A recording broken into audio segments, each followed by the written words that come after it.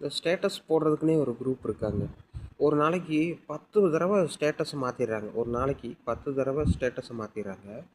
ஆனா, அப்படி என்னதான் அந்த ஸ்டேட்டஸ்ல இருக்குன்னு தெரியல. ஸோ, அப்புறம் ஃபோன் பண்ணி என்னோட ஸ்டேட்டஸ் பார்க்கலன்னு கேள்வி வேற.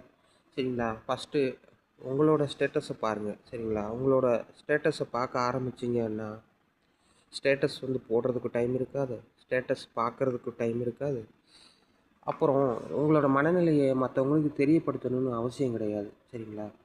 அப்படி மத்தவங்க தெரிஞ்சுக்கிட்டாங்க அப்படின்னா, உங்கள பல விதங்கள்ல கார்னர் பண்றதுக்கு உண்டான வழிகள, வாய்ப்புகள நீங்களே ஏற்படுத்தி குடுத்துர்றீங்க. அதனால வந்து உங்களோட ஸ்டேட்டஸ வந்து நீங்க மனசுல நீங்களே வச்சு, வாழ்க்கையில முன்னேறதுக்கு உண்டான வழிகள பாருங்க. ஓகேவா?